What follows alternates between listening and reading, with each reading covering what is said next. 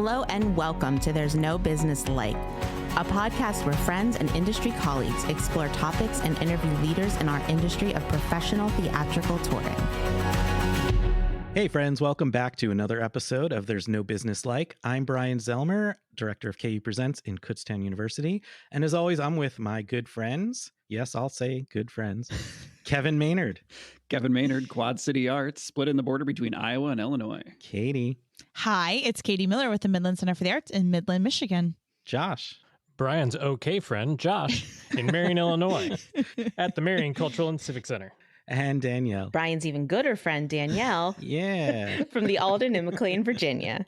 You guys know it. All right. So before we get into this week's episode, I just, for some reason, I was being nostalgic and thinking back to when ringtones were a thing. Did any of you guys use ringtones? Yes, no?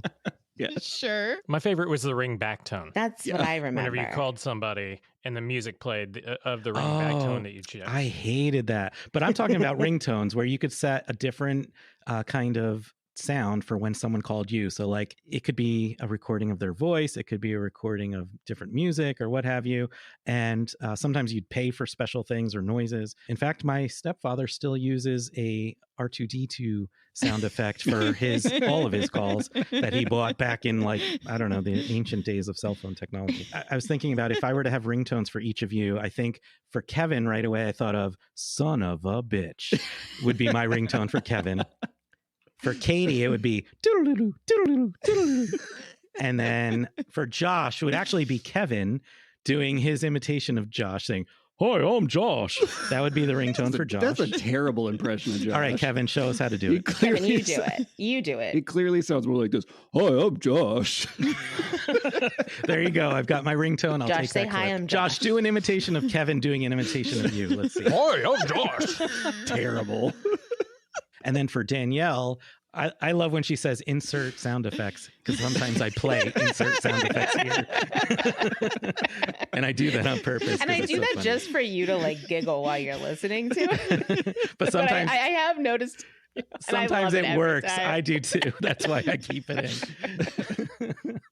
So believe it or not, there's a reason I'm asking you guys this. And I'm just curious, did you guys ever use ringtones or have ringtones? What were some of the ones you might remember? Well, I definitely had a little like slide phone that was green and made of recycled plastic. And the ringtone it came with was like a tweeting bird. So every time you get a text message, you go tweet, tweet, tweet, tweet, tweet. And so I did have that for a while and it became really annoying. And my current ringtone that I've had for like a really long time for phone calls is the Parks and Recreation theme song. So sometimes when I forget to turn it off in the office and I get a phone call, that song just blares and everyone jumps 10 feet in the air and it's hilarious. So Back in the raging times of personalized ringtones, I intentionally set mine to be like the antique phone ringing. Okay. You were that guy. I was that guy. And then, I don't know, for the past like 8 years, my phone's been on silent. So I couldn't even tell you what my phone ringing sounds like at this point. Yeah, I would say mine's whatever comes pre-standard, like whatever's already there. I don't think You've never ever changed your ringtone once? I think I was going to, and then I was like, there's just too many options. There I think I'm are. going to stick with this. So yeah, the very first time you get a cell phone and you go through and check them all, did you listen to every single one like I did and then just go back to the first one?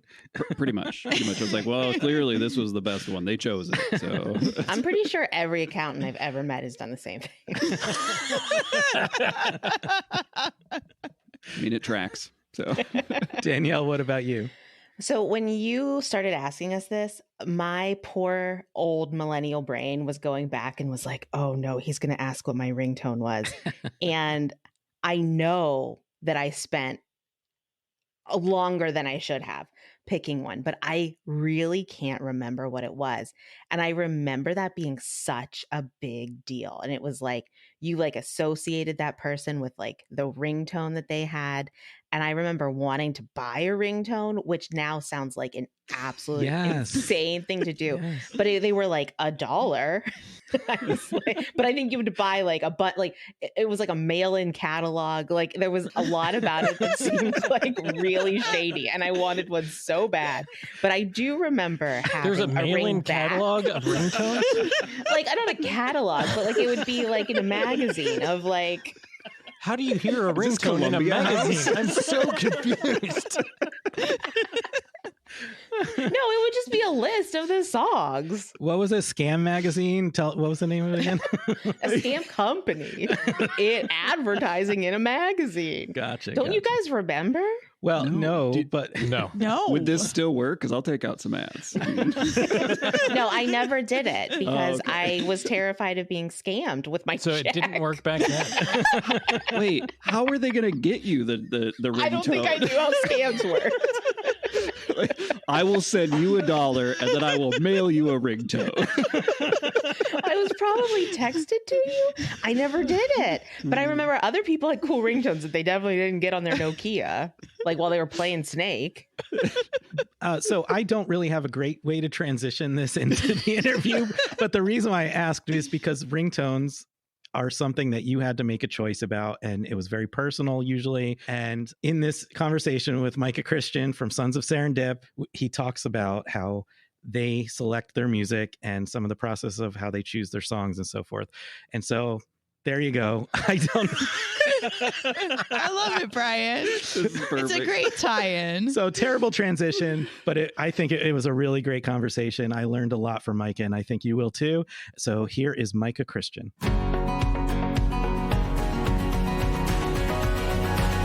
Hi, my name is Micah Christian. I am the lead vocalist for America's Got Talent finalist Sons of Serendip. Hi, Micah. Thanks for joining us on the program today. Oh, thank you for having me. So we're going to dig into what you do as an artist, but first I just wanted to kind of start with your professional journey. If we can just maybe touch on some of the highlights. Absolutely. So I've been singing my whole life, but my professional journey in music started back in 2014 with my quartet, Sons of Serendip. We were a group just for the audition for America's Got Talent.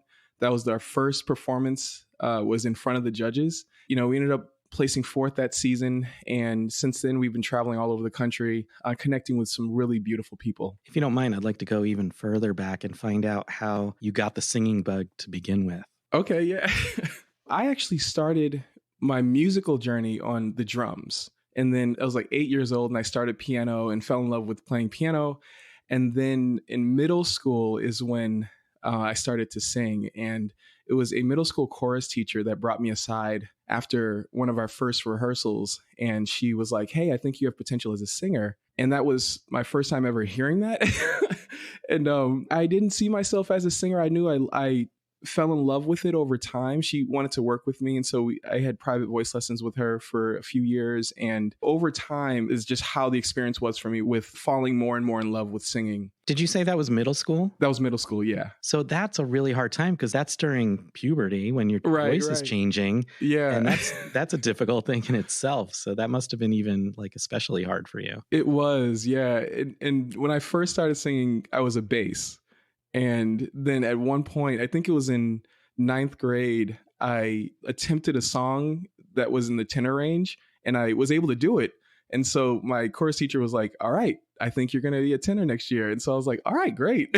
What were your influences? Like, did you have anyone you looked up to that you tried to emulate when you were younger? Yeah. And so I really didn't have that many vocalists that I looked up to at that time in particular, because I still didn't see myself as a singer. But music was something in your life because you saw yourself as a drummer, you said, and pianist. Yeah. So were there other types of musicians, not necessarily singers, that you were listening to, looking up to? Yeah, it was a lot of musicians that were at church. I was in a Pentecostal church growing up, and where music is very important for the experience of the service.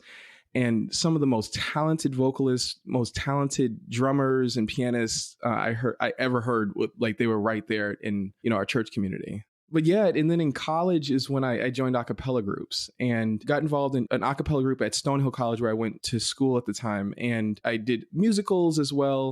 And then joined Highness Sound, which is a semi-pro a cappella group on Cape Cod. And every summer for 5 summers during my college years, I was a part of this group and we performed 90 to 100 performances every summer. Do you still go back and visit them from time to time? Yeah, I do. So they have an alumni show every year, and I'll try to make it back whenever I can for that. And I still stay connected with some of the guys that I sang with during those years, and they become some of my best friends. Yeah, so in around that time, I think is when I started to find vocalists that I really looked up to. Like India Ari was one of the artists that I really loved. I still love her now.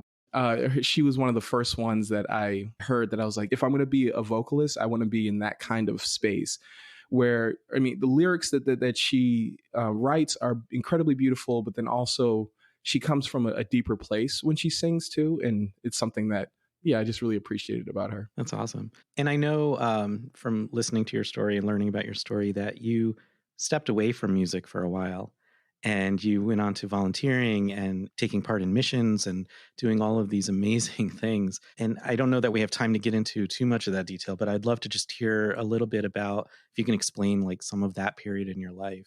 You know, I fell in love with singing, you know, more and more during those years, but I wasn't sure if I wanted to pursue music full time at that time. I knew that I wanted it to be a part of my life, but I didn't know if I wanted it to be the central part of my life.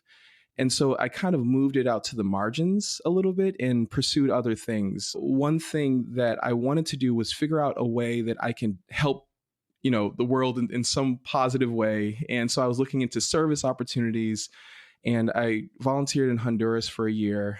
And then when I got back, I ended up going to seminary thinking that I was going to be a pastor or a missionary or something along those lines. And then when I graduated, I really didn't know where I was feeling led. And so my wife and I, she was in the same boat. We just decided we're going to go to do another volunteer experience, but together this time. So we decided to go to Peru. And it was during that year is when I realized that I needed to bring music to become a more central part of my life. When I brought it back, it was a different experience of music. It was definitely a deeper connection to it because it was more of a necessity as opposed to just being something that, you know, I could use to go after fame or, you know, all that kind of stuff.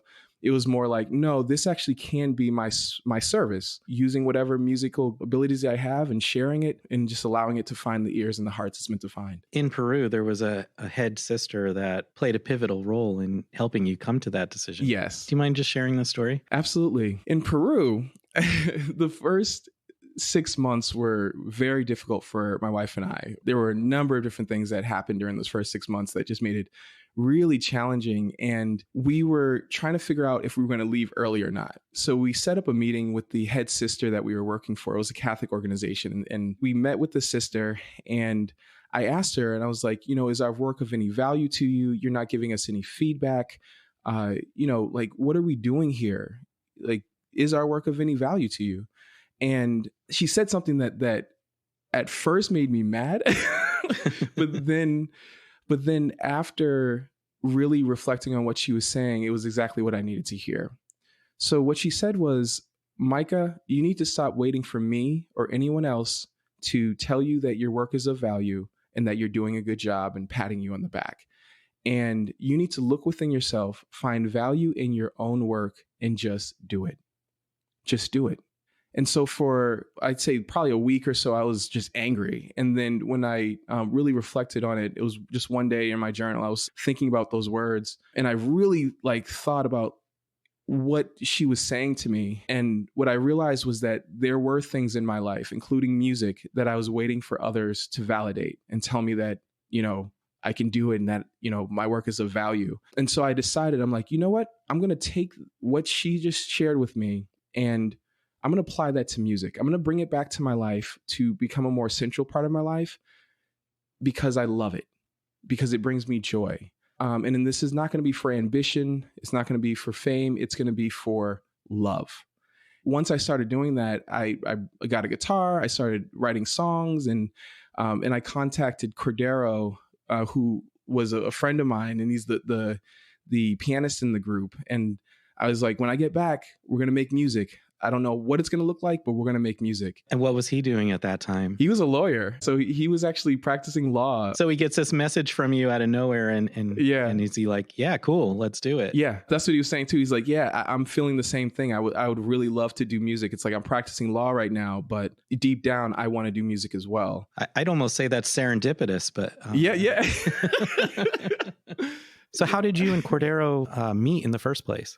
So Cordero and I met at Boston University in grad school at Mars Chapel. When we first met, we shared a similar interest in music, but neither of us were pursuing music at the time.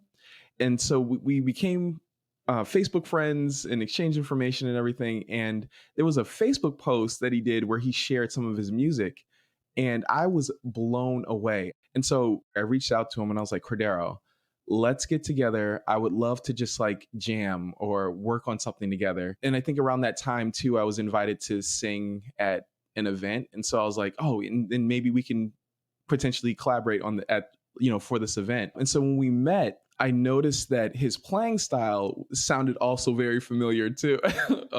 And so one of my influences that I actually didn't mention earlier when I first started playing piano was Yanni, this Greek composer who my dad used to love and used to share his music with me. And when I first started playing piano, Yanni was a big influence on me. So when I heard Cordero's music, I asked him, I was like, did you ever listen to Yanni growing up? And he's like, yeah. And he got so excited and started playing, some of the same Yanni songs that were familiar to me as well, that I really loved. And then I started playing some of Yanni as well. And then we had a moment where we just stopped. And I said, Cordero, you and I might be the only brothers on this planet that were deeply influenced by Yanni. And that's how our friendship started. And he's been an amazing collaborator ever since. That's amazing. I just want to back up a little bit. So you're in Peru, this revelation comes to you and you decide you want to be a singer full time, but I'm sure that you at that point realize you have to make some major changes in your life. Right. What were some of those changes that you were looking ahead at, and how did you go about, discovering how to tackle those? I was connected to an international school in Cambridge, so that when I got back, I had a job waiting for me that, would help to pay the bills while I figured out how to do more music. So I didn't know exactly a game plan as to how I was going to go about doing this, but I knew that no matter what, I was going to sing. Any opportunities that I had to sing, I was going to take them because it brings me joy. Mm-hmm. I was like, you know what, this can be a part of the service that I offer the world. That's it. When my wife and I got back to Boston, we were working at this school, and then I heard about the America's Got Talent auditions. At first, I was going to put together an a cappella group, but I couldn't find a group of guys to do it. So then I was like, oh yeah, Cordero has 2 roommates. One's a harpist, one's a cellist. And, maybe we could do something. I mean, it'll be really interesting. So then I reached out to Cordero and his roommates, Mason and Kendall, and everybody just said, yeah, let's audition, see what happens. I've heard you say that you felt like you didn't have enough confidence in yourself because you'd compare yourself to others. Yes. How did you, as a singer, overcome that? Did you gain any tools or anything that you might be able to share with someone who's dealing with that right now? When I was deciding to bring music to be a more central part of my life, that was something that came up. I was like, why did I push music to the side for so long? It was like 7 years or so. A lot of it had to do with comparing myself to other people and thinking like, oh, I can't sing like that other person. I don't have the tone like this other person. And I think that took a toll on my self-esteem when it came to music. But when she said those words to, find value in your own work, what it did was it just helped me to focus on what I have and not to think about what other people are offering. Because what I realized is that each person offers something different, something that's unique. Not everybody's going to connect with what I do, and that's okay. But there are going to be some folks that really resonate with it. And then there are going to be some other people that actually need it. And so the responsibility is just to share what you have and not worry about the results, but know that there's going to be somebody out there that needs to hear your gift. Love that. And I love your music. And I actually listen to it as a fan myself. Oh, thank you, Brian. In this world of social media and everything else, how do you deal with some troll on the internet? How do you shield yourself from that? When we were in America's Got Talent, that was something that came up every now and then because, it's a big stage and you're going to get a lot of comments that come through. And I think what's been great about my journey is that it's been with a group of people. Like, it's a quartet. We really enjoy each other. We lean on each other. And that's been super helpful because when a comment does come in that is not just criticizing, but like really trying to take a dig, it's like, then we can, take it to the group and figure out if it's worth, entertaining or just letting go. And oftentimes, it's just like, we just have to keep moving because we're each one of us is a process unfolding, including the group. And so where we are in the process is not where we're going to be in a few years. And so it's just good just to keep a growth mindset and knowing that you're going to get criticism along the way. But as long as you're willing to learn and grow over the years, you'll be fine. Do you ever feel nervous or get the nerves before performing or during performance? Oh, absolutely. Yeah, absolutely. When we got off the show, I was terrified. I actually had severe anxiety for a good 8 months. Even though it went so well. Even though it went well, yeah, because AGT is like the Super Bowl, right? You have the Super Bowl experience, but then after that, you have to figure out how you want to stay in the league. Like, how are we going to actually build a career out of this? You know, we were doing 90-second versions of these songs on the show, but like, how do you develop an actual concert from that? As the lead vocalist, I'm kind of the MC of the show too. And, I tell stories and try to engage the audience, but it took a long time of just fumbling through words and, you know what I mean? And trying to figure out like, how do we craft something that people would actually want to go to? That took some time of figuring out and getting confident in my ability to be able to do that. I think what's helped is just having that growth mindset of like, it's okay. You're going to grow. Just keep learning from this experience, every new experience, even the ones that can be embarrassing. It's like, it's all a part of the journey, and just look at the bigger picture. And the bigger picture is in 10 years, you're going to be very different than you are right now. And you're going to be in a whole different place if you just take on that growth mindset. So true. Sons of Serendip started out doing cover songs and beautiful arrangements, if I can say that. Very ethereal to me. They feel very ethereal and beautiful. And I'm just curious, how did you guys go about choosing what songs you did then? You were talking about trimming them down for television, but then building that set list. How did you come up with that? And I don't want to get into your original work yet, because I know you guys do originals now too, but you started out with the cover songs, and I'm sure with 4 different guys, you have 4 different ideas. And how do you come together and agree on which ones that you're settling on? In the beginning, when we first started, what we did was we would just bring a bunch of songs, make a list of different songs that we were interested in, that each of us liked. The reasons why I would choose a song for me is if the lyrics are meaningful in some way, or if I can resonate with them. Because if I can resonate with them, then I'm going to be able to perform them better. And so that was a part of the process. Then also Cordero, who's the lead arranger in the group, he needed to be able to play with the chords and, reharmonize the music. And if he couldn't find a way to do that was interesting, then we would just pass on the song. So it was a mixture of those two like elements that helped us to figure out which songs we wanted to do. And then over time, like as we built an audience, we have reached out to the audience as well and asked them to share with us songs that they hear, during their commute or whatever, that they think would be interesting for us to rearrange. And I think one of the things too that helped us at the beginning was we were taking songs like dance songs or hard rock songs, and we were turning them around with a harp, cello, and keyboard. And so, and I think that was something that made it interesting for people. So like one of the songs that we did was like "Carry On Wayward Son," and it's like, you wouldn't expect that. One of the things I notice is, and it's not across the board, but you do also do a lot of songs that were mega hits for female artists at another time. One of my favorites is Time After Time by Cyndi Lauper. Yeah. And, it's just so different the way you present it, and it's so beautiful. And I just, I think interesting is the perfect word. It just draws you in, and it's something and you can sing along with also because the other version, it was popular, but at the same time it's yours. You definitely, Sons of Serendip definitely makes it theirs. Thank you. I also want to get into the original work. How did the original work enter the picture? And then who does the writing, the music, the lyrics?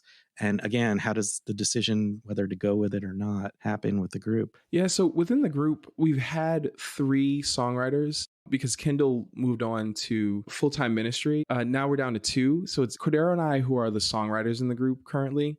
And we'll bring a song that we've already written to the group to see if it's something that we can actually see ourselves performing live. And so, yeah, so I've brought a couple of songs, Cordero's brought a couple of songs, and then we've also done our own compositions too. And those have come up through improv usually. There was a time where we were improvising every day. Wow. And next thing you know, it's like these beautiful songs would come out of it. And we're like, oh, let's stop and let's figure out how to make that into an actual song that we can then perform live. And so that's happened a few times as well. It's been one of those things too that like we've had to figure out a way to balance the originals with the covers, because people still want to hear the covers.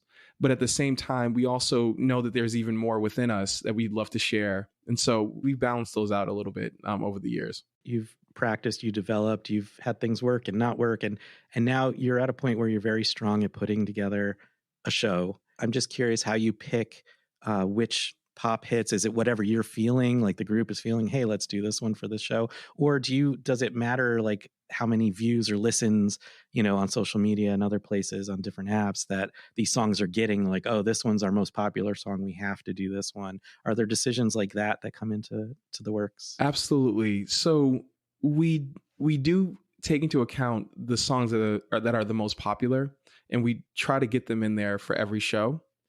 And then we also have some songs too that have a story that's connected with them. And so we try to get those in there, but we have a few that can be taken out and replaced with another song that's like on the same level. So the most popular ones we keep every show, in the audience too, like in the location. If there's a song that we know this artist that wrote this song is actually from this location, we're going to do it, yeah. Like that kind of thing. So those kind of decisions come into play. But I think what we're trying to do is create an experience for the audience. So it's not just like song, but it's like we'll connect some songs together. We will tell stories, connect a few more songs together. And by the end of the show, we hope that the audience feels like they've experienced laughter, a little bit of the achiness of life as well, some hope and inspiration, but ultimately that they come away feeling good and feeling lifted. So bands like Sons of Serendip, they've often been described as being like a marriage. You spend so much time together, and things that each of you do impacts the rest of the group. And obviously, I'm sure early on there's the honeymoon phase where, there's no problems. But eventually, when you're with people long enough in that kind of close relationship, issues happen. And I don't want to dig into any of Sons of Serendip's specific issues that maybe you've had, but I'm assuming there's at least been one. And I'm curious, how do you guys help mitigate those internal problems or resolve disagreements if they come up? Are there any things that might be helpful for other groups to hear about? The most important thing that we've kept in mind is that we believe in each person that's in the group. Each person in the group is a good human being. And we keep that in mind, especially when we have disagreements. We've been able to lean on each other at different moments to help to see where the disagreements are happening and ways to work through them. At the core, though, it's remembering like, I love working with this guy. I love this guy as a human being. He's like a brother to me. And so we're going to work through it. Even if it's a little shaky at this time, I know that at the core, this person is a good person. Then also remembering that there's more than one way to solve a problem. That's something that I had to learn. At first, it was really hard because I thought, no, this is the only way. Guys, we need to do this. I'm telling you. And I would really push my agenda, having had to let go a number of times, and then seeing how the results turned out. It's like, oh, yeah, that was actually a better idea. Or that's another way that we could have done this. Sure. And it worked out perfectly. So I think keeping that in mind helps to loosen up the grip on your agenda, knowing that these folks in this group are good people, but then also there's more than one way to solve a problem. Yeah, it's easy to get into those traps sometimes, and that's great advice. I understand that you went to the auditions for America's Got Talent as a group, but at some point you got picked up and got representation. Can you tell us how that relationship came about and how that works for the group? So after America's Got Talent, we got picked up by IMG Artists, and we were with them for, I believe, 4 years. And then we got picked up by Concerted Efforts out of Boston.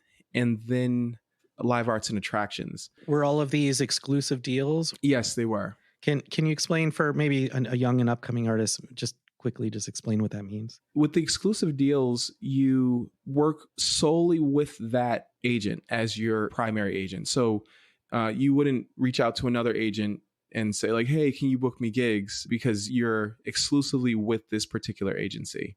IMG Artists, it was exclusive. Concerted Efforts, it was exclusive. And then with Live Arts and Attractions, it's also exclusive. And we got connected with them originally through Live on Stage, which is the Community Concert Association branch of Live Arts and Attractions. And we did a run of shows with Live on Stage and had an incredible experience with them. And I think that that's where we began to form a relationship with the folks at Live Arts and Attractions.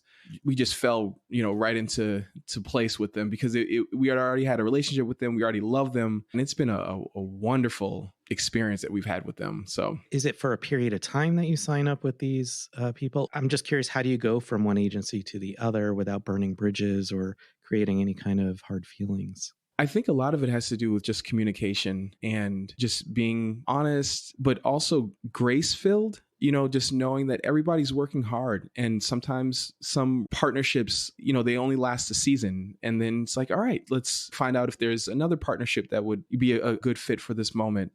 We've had great relationships with every agency that we've worked with. IMG, I saw them at APAP and had a chance to talk with them, and that was great. I saw the folks at Concerted Efforts as well. And I think, it's just being kind as well. When you are making a break like that, sometimes it can be just a mutual thing where it's like, yeah, this isn't working, and that makes it easier. But at the same time, you make these kind of decisions and act on them in a way that is kind and grace-filled. When we moved on to Live Arts and Attractions, because we had the experience with Live on Stage, it was really easy because we had built up a great relationship with them, and they work really hard for us, and we were just really grateful for them. So we met in person for the first time at the Midwest Arts Expo in Indianapolis this past fall. And it just got me thinking about your role as an artist attending conferences. Is it primarily just to showcase your work to other presenters like me that want to book a show? Or do you have other reasons for attending art? Do you get more out of conferences than just that? I am also a part of NAPAMA. I'm on the board at NAPAMA. And NAPAMA has a number of different things that they offer during the conferences. And so I go as a board member in NAPAMA, but then also, I'm showcasing with my group. We have an agency that we work with, but we're self-managed. So I think that being in the conference space in that way is helpful with just, connecting with different folks in the industry and building those relationships. And it's more of like an all hands on deck situation where you have the agents who are working for you who are there, but then also it's like when you're there to connect as well and to lead people towards your agent. And so I wear a couple of different hats in the industry, and, as an artist, self-repped artist, but then also as a board member of NAPAMA. And folks, if you're interested in learning more about NAPAMA, it's definitely something that is worth, being a part of. So I hope we have artists tuning in and listening right now, because that is very important. It makes a big difference. Obviously, agents do great work and they alone get a lot of bookings, but it helps so much. I know when I've had relationships with both the agent and the artist, it's helped me, make decisions quicker and so forth, and get to know you better. And so I think that's really great, solid advice. I mentioned showcases a moment ago, and we kind of talked about that a little bit on the podcast, but we really haven't heard from the artist perspective. With a showcase at these conferences, you get such little time, you get very little production value. How do you approach, from an artist standpoint, how you're going to decide what you're going to present and, everything that goes into a showcase in such a small window like that? That is a very hard thing to do because what we try to do is create an experience during our shows. It's not just about like entertainment for us. So to have like 15 to 20 minutes or so to do that is really, really hard. And we've had trouble with staying within those time frames. And we'll see like flashing lights and all kinds of stuff, and folks like ready to pull us off stage and stuff. But what we try to do is like pull in some songs that we know that are our most popular songs. We have like Somewhere Only We Know, Carry On Wayward Son, and then we try to put in an original as well, just to show a little bit of diversity. And we have an up-tempo original called Love You Still. And then Hallelujah by Leonard Cohen is probably my favorite song to perform. And I think part of it is because of just the depth of the lyrics, and it's just such a beautiful and meaningful song. And also everybody knows it too. We try to, the best we can, bring in some songs that will help create the experience, like a touch of the experience that we try to build, for the actual shows. So, but it's hard. It's really hard and stressful. I can only imagine. Mike, I know you listen to the podcast, so you know that I have a time machine. And we always bring people back. And I want to bring you back to before you went off to do your missionary work and travel and leave music for a while. And just curious what you would say to Micah at that point in your life. This is a question I've asked other people. And so I would tell that Micah, because I wouldn't change anything from the experience, because I think that it has shaped the way that I approach music. So I wouldn't take anything out of those years. I would encourage him to keep singing no matter what, and to not compare himself to other people, but just to share his gift, the gift that he has, just share it. And because I think it would have helped a lot emotionally, because music has a way of helping me to recenter. And I think that would have been helpful during those years, just to have a little bit more peace internally, through the process. And I think that if I just kept singing, it would have helped to quiet, my inner self down. So, Mike, I heard you tell the story about your 2014 audition where Sons of Serendip arrived at Madison Square Garden. You had a cello and a harp, and you show up at the security desk for America's Got Talent, and the woman there says, "Oh, the basketball game is that way." I can I can only begin to imagine what that was like, and that's something that I understand happens on a daily basis for people of color. But I'm just curious, because you're 4 men of color that are classified as classical crossover artists, has that ever come into your existence in a professional setting? It's something that every now and then comes up, but I think we expect it. Like, we know that it's coming, where we'll get miscategorized, or there will be, certain assumptions that are made, or popular ideas that are out there that people will try to put us into those boxes. When we first got off of America's Got Talent, we had folks who were kind of telling us, "Oh yeah, you need to add more thump into your music. You need to," that kind of thing. Mm-hmm. And it's like, yeah, but no, we really just want to do what is authentic to us. Another thing you mentioned earlier about how we fit into the classical crossover category, like that's how we're categorized. And the classical crossover world has embraced us. We've collaborated with other classical crossover artists. And for those of you who don't know, like, classical crossover, you'll take popular music and rearrange it with classical instruments. And that's become something that's been super popular over the years. Like, in Bridgerton, you hear a lot of classical crossover arrangements of popular music. And in like film and TV, you'll hear that a lot. And so when we first charted on the Billboard charts, we actually checked off that we, fit into the classical crossover genre. But for whatever reason, they didn't want to place us there. Whoever it was that called us had, he shared that he didn't think that what he was hearing sounded like classical crossover. And so we had asked him, like, so where exactly do you think we fit? And he said, well, I can put you into R&B.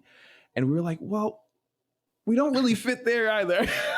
So, but we felt like we were definitely closer to the classical crossover genre. And the way you described the classical crossover, I mean, it sounds like exactly what you guys are. So yeah, exactly. And that's how we felt. Doesn't make sense to me, but right. But so, what do I know? Yeah. So we had placed in 12 other categories, and so we were like, all right, well, we'll just continue on in those other categories. 12 categories? Yeah. That sounds like a lot, Micah. That's amazing. No, we were really grateful. Congrats. Yeah. Thank you, Ryan. And so we were like, all right, for right now, we'll just stay genreless, and eventually we'll get, our chance to get placed into that category, into classical crossover. And so we know that every now and then we're going to get miscategorized, and that's just a part of the journey. But it's been a great way to build bridges because we know that with what we create, we'll have access to certain communities too that other kinds of music might not have access to. We've been in some communities where folks have said, like, we haven't actually had real encounters with Black men before. This is meaningful for this community, you know, for a number of different reasons. But one of the main reasons is just to have this positive interaction. And so it's an experience for all of us to, you know, and it helps to build that bridge between us and all kinds of different communities. But we do appreciate our uniqueness too. Like, we know that we're turning things in an interesting way. And it's authentic. It's not like something that we're putting on or whatever to make a statement. It's like, no, this is who we are. This is the music that we create, and it's from our hearts. That has helped to actually enrich the journey. It sparks conversations too, with people, you know, from all different backgrounds. So thank you so much for letting me ask that, and thanks for sharing that. Yeah, no problem, Brian. Is there any other topic or something that you've learned that could be helpful for a new artist or someone new to the industry that we didn't get to? So there was some advice that a friend of mine gave to me that he learned from Bobby McFerrin. and what he said was, authenticity attracts authenticity. Oftentimes, especially because of social media, again, we're back to the comparing, you know, thing. Like, we try to be like other people. And I would say that there is a lot already built within you that needs to be shared. And I would focus on that and share it from the heart, share it in a way that's as authentic as possible, and know that there's a place for you in the industry. So you don't have to copy other people. There's a lot within you that you can share that people will need. I love that. We're out of time, unfortunately, and actually had to skip a bunch of questions, but I always have to ask this last. What is your favorite thing about the industry, the arts industry today? The way that it brings people together from all different walks of life. That's one thing that I've really appreciated about the journey with the group, is that I get a chance to connect with people through the arts who have very different life experiences than I do. We have a way of connecting that is very human. It's not, you know, there's no politics involved. It's just like human to human. We're sharing from the heart. And we feel like we've also received from the heart from other people along the way. And that kind of genuine human connection is something that the arts provide a space for. And I'm grateful, so grateful to be in the arts industry for that reason. Micah, thank you so much for your time. It's been great getting to know you a little better. And I look forward to the next chance we bump into each other at a conference. Yeah, Ryan, thank you. And thank you for having me. Well, Brian, I actually want to lodge a formal complaint about this interview. So I don't know how somebody Hello? Is that the ring back? Hello? Is anybody there? Brian, I don't know how somebody...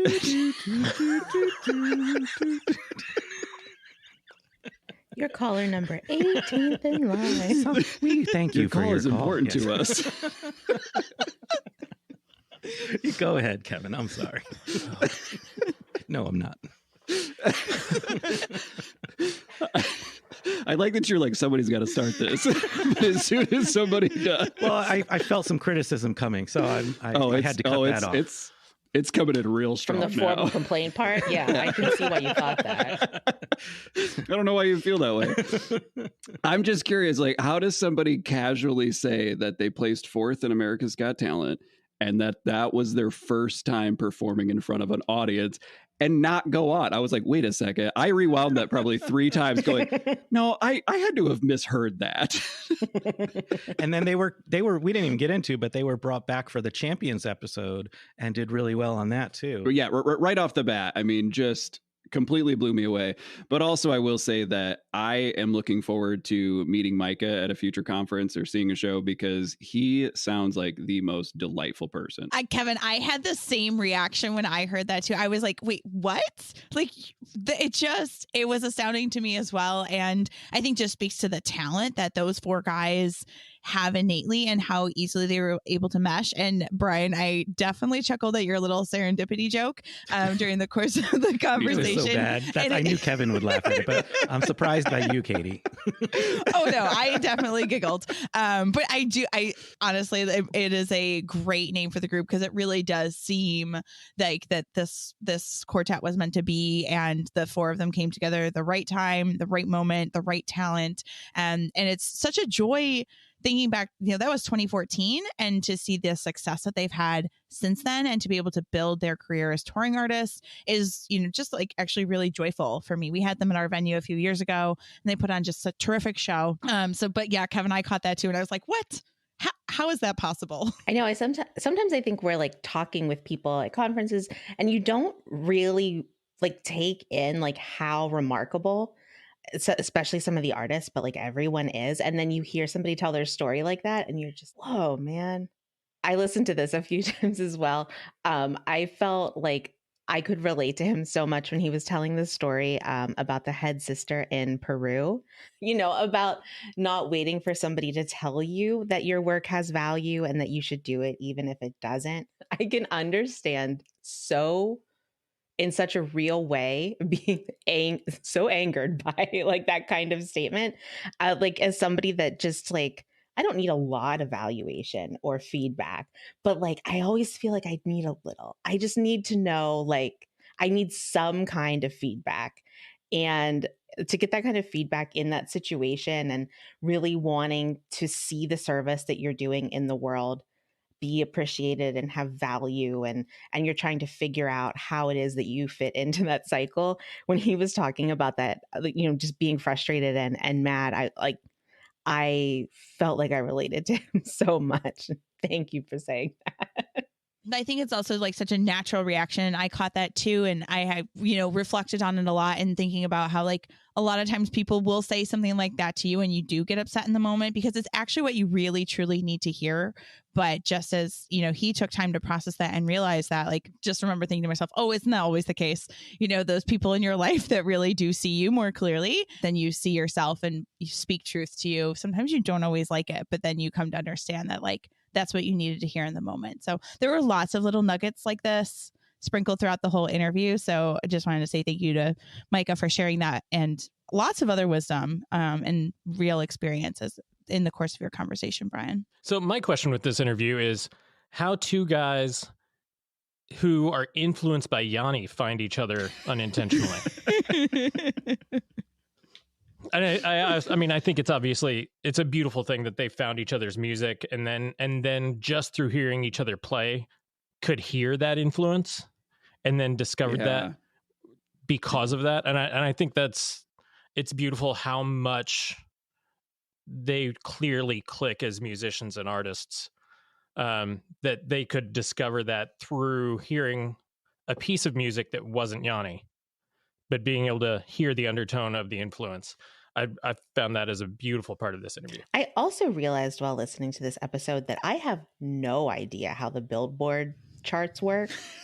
And like the thought that they wouldn't classify you under the category that you classify yourself as is incredible. And that further than that R&B is essentially used as a racial catch-all within the Billboard chart is a problem all on its own. This is something, to Danielle's point, I don't know a lot about that either, and I'm going to make it a point to do some research or learn something more, and like, because I don't know really anything about how that works either. Listening to their music, it's very clear they're not R&B, and for them to be classified as R&B is clearly something pointing to the race of the players. Yeah, somebody saw a photo. Yeah, I mean, Josh, to your point, if you want to make something fit, you'll find a way to make it fit, but it doesn't mean, that it's correct. And I feel like when you hear a story like this, it slaps you in the face, even in an unconscious way. it's one of those ways that we don't see the effects of racism every day. So like, hearing stories like that, it just elevates it so much of why this is still a topic and something that we need to talk about. Another moment that really struck me in your conversation, Brian, was when they were talking about being a band and not getting along or trying to make decisions in conflict management and conflict resolution. I just thought there was some really thoughtful dialogue there and really appreciated him sharing that, because you're working so closely with people, and people in the arts, we have big personalities and big ideas, and sometimes we do have conflict. So I really appreciated that and took a lot away from that part of the conversation, and thinking about how I relate with friends and colleagues. That really touched me, and I was been thinking a lot about that too. I'm glad you brought that up, Katie, because I actually asked that selfishly because we're a group and we work together. So I hope you are all listening closely to Micah, and you will now do what I say from now on. So I think, that's what I think heard. that's what he Brian's said. always right. I think that's it's always my way. Yeah. I think honestly, just to piggyback off of what Katie was saying, is I just love his outlook on life, the business, and everything. I mean, he has an incredible mindset, and the phrase "we are a process unfolding" I thought was absolutely incredible. And I think I've repeated that to myself multiple times since listening to it, because it's such a good phrase and such a good reminder that like we are all evolving and all changing and typically on a trajectory towards improvement. So that's something I love talking with Micah, because I've had several one-on-one conversations with him now, and we've gone into some deep subjects. And every time I speak with him, something he says like just clicks in me, and I'm like, oh, I got to write that down because that's a great quote. And honestly, by the time I'm done with all my conversations, I'd have like a book of amazing Micah quotes. So Micah's just an incredible human being with so much to share to the world that I hope the world listens to and learns from as much as I am. And I can't wait to get a chance to talk with him more the more I see him down the road. And I hope you all got something out of it too. Thanks for joining us, and we'll see you next time on There's No Business Like. All right, everyone. Thanks for listening to There's No Business Like. Our producers and hosts are Brian Zelmer, Josh Benson, Kevin Maynard, Katie Miller, and me, Danielle Van Hook. Views expressed in this podcast are ours alone and are not reflective of the organizations we are a part of. Keep up with us at nobusinesslike.com. There you'll find links to all of our episodes and socials.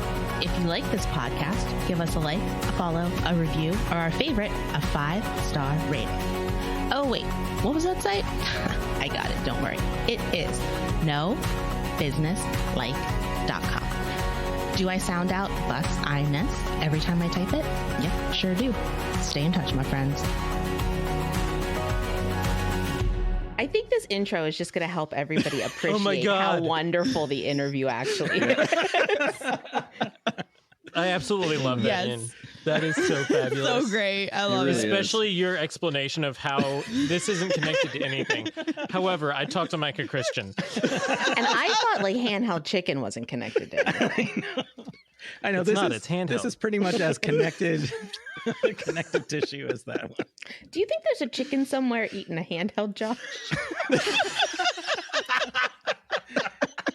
In some alternate universe. Like I just saw your finger. Like now I remember you said It got me. At it. I talked about handheld chicken too much.